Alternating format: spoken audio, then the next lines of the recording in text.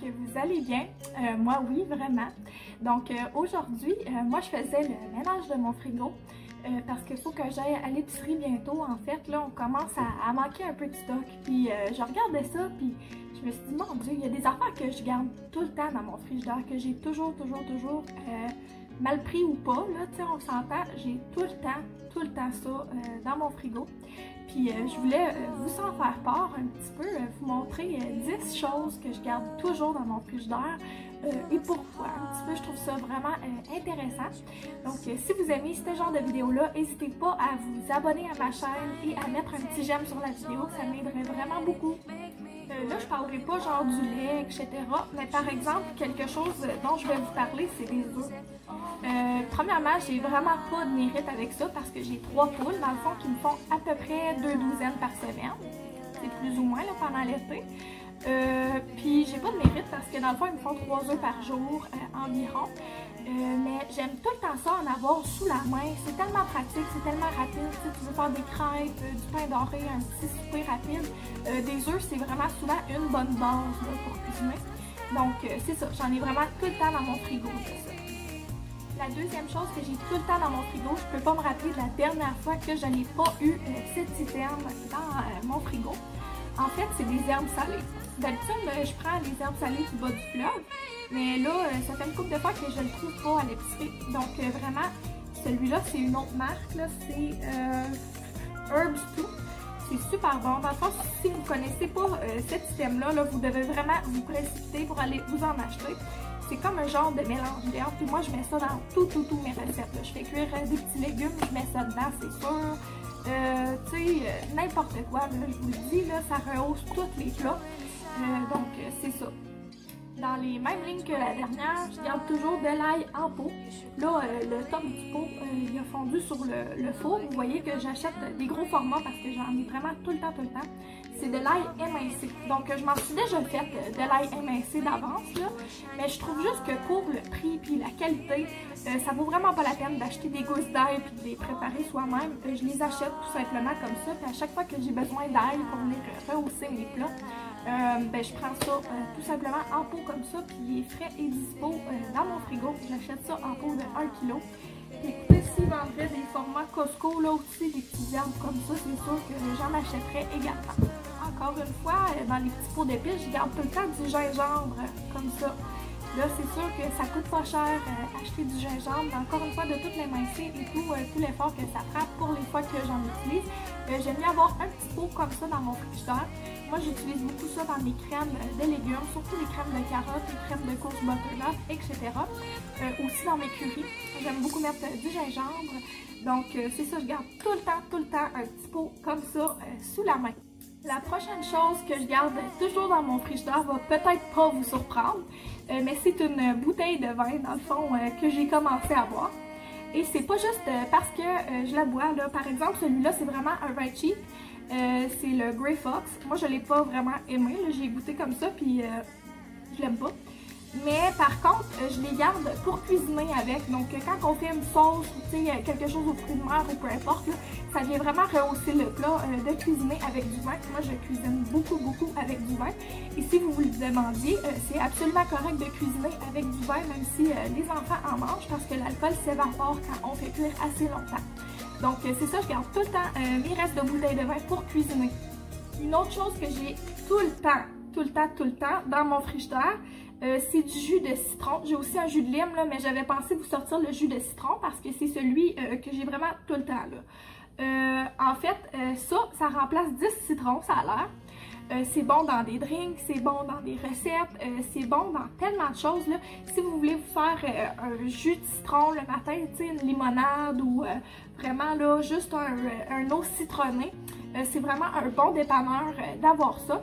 Puis souvent dans les recettes, ça en prend un petit peu. Puis moi, faire le jus de citron moi-même, à chaque fois pressé, c'est vraiment pas réaliste pour mon style de vie à moi. Donc je garde ça, c'est pas cher, ça se conserve tellement longtemps.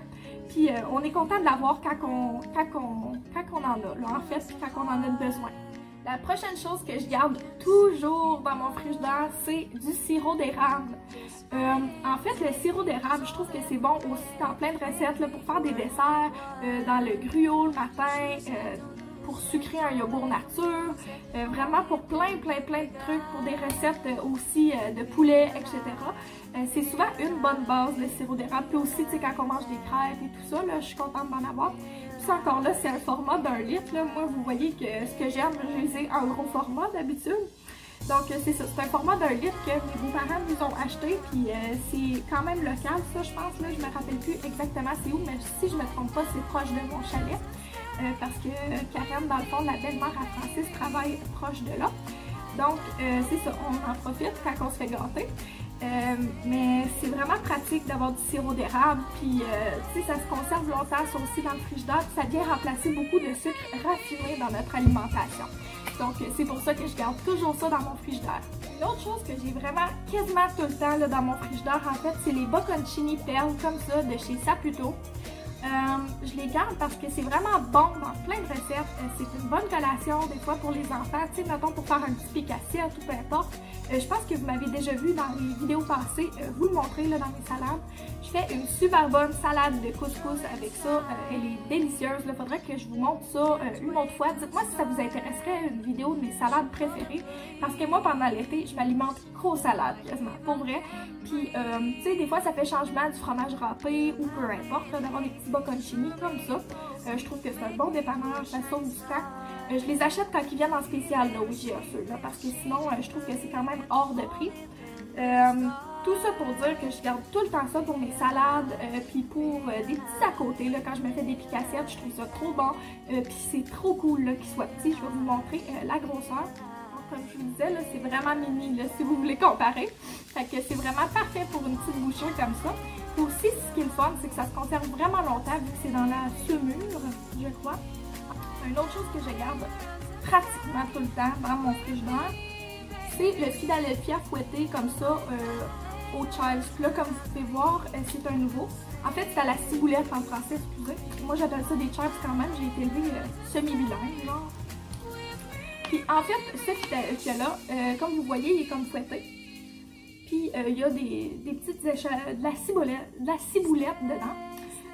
Ça, pourquoi je l'utilise, c'est simple, je l'utilise pour tellement de recettes. On peut faire une bonne trempette avec ça, en fait, une trempette chaude, une trempette froide, en mélangeant avec un petit peu de yogourt nature ou peu importe. Puis la trempette chaude, il faudrait que je vous montre ma recette une autre fois. Super bon aussi. Après ça, sinon c'est bon juste sur des craquelins comme ça. Puis si vous voulez vraiment vous gâter, prenez des chips nature, le Ruffle, puis trempez ça là-dedans. Remerciez-moi plus tard, c'est délicieux. C'est également bon dans les sauces. Je peux pas en parler assez longtemps de ce produit-là, ou juste sur un bagel ou une toast, comme on le voit là. C'est délicieux comme produit. Je l'utilise tout le temps, tout le temps, tout le temps. La dernière chose que j'ai vraiment tout le temps dans mon frigidaire, puis il faut vraiment que je sois mal pris pour ne pas l'avoir, c'est ma crème à café au caramel Bliss Amande de chez Coffee Mate. Moi, j'ai réalisé récemment que en fait, les produits laitiers, c'est vraiment pas fait pour moi. Donc, je prends souvent des alternatives, puis celle-là, c'est comme la meilleure pour le café. Je sais pas si vous avez déjà eu cette expérience-là par le passé, mais moi, souvent, les crèmes à café sont pas assez onctueuses quand ils sont pas faites à base de vrai lait, là, en fait. Puis celle-là est vraiment bonne, elle goûte juste assez le caramel, tu sais, pas trop sucré, ça rend vraiment le café onctueux. Donc ça, j'en ai vraiment souvent, là. Je veux pas dire tout le temps parce que des fois, on est mal pris ou il n'y en a plus à l'épicerie ou peu importe. Mais ça, c'est presque tout le temps que j'ai ça dans mon frigidaire. Puis c'est aussi super bon des recettes. En tout cas, je pourrais pas vous en dire assez de cette crème à café-là, je l'adore. Je sais que j'avais dit que je vous en montrerais 10, mais j'en ai deux que je veux mentionner vite fait, que j'ai vraiment tout le temps aussi. Mais bon, comme vous voyez, là, j'aime vraiment cuisiner et garder des choses dans mon frigidaire tout le temps là, pour pouvoir me dépanner. On habite loin, j'ai comme pas le choix. Donc, je vais aussi vous montrer la pâte à croissant. Ça, j'en ai souvent pour faire soit des croissants, c'est un petit dépanneur qu'on peut faire rapidement. Ou j'ai une super bonne recette avec ça de... Comment qu'on appelle ça? Maman, comment qu'on appelle ça? La recette que je fais avec les croissants. Mais non, c'est pas des queues de cochon. Des pêtes de sœur. On a une bonne recette de pêtes de sœur à faire avec ça, du sirop d'érable et de la crème. Donc, super simple, ça prend juste quelques ingrédients, puis c'est super bon. Puis aussi, tu sais, mettons, pour faire des divans poulet au brocoli, ou si on est mal pris, là, tu peux même utiliser ça pour faire, en fait, un pâté au poulet, etc. Donc, j'en garde vraiment souvent. Mais ça, c'est rare que je me retrouve à pas m'en avoir. Puis, la dernière chose qu'on a presque tout le temps, là, en fait, pas mal tout le temps, je vous dirais, sinon c'est une brique de fromage. Mais c'est du fromage râpé. Puis même que nos enfants reconnaissent l'emballage, notre plus grand, il appelle ça du petit fromage. C'est trop mignon. Mais ça, on donne souvent ça comme accompagnement, ou tu sais, mettons sur le spaghetti, ou comme collation. Du fromage râpé, bien simple de même, mais ça pogne tellement chez nous comme collation. C'est ce qui conclut la vidéo d'une dizaine de choses que je garde toujours dans mon frigidaire. Qu'est-ce que vous avez toujours dans votre frigidaire? Est-ce que c'est les mêmes items que moi ou est-ce que j'ai oublié d'en mentionner? Laissez-moi-le dans les commentaires, je serais vraiment intéressée à le savoir. J'adore cuisiner, j'adore aussi apprendre des nouvelles choses. Donc, s'il vous plaît, laissez-moi un petit commentaire, je serais vraiment curieuse de savoir. En vous remerciant beaucoup de m'avoir écouté, je vous souhaite une super belle journée. Bye bye!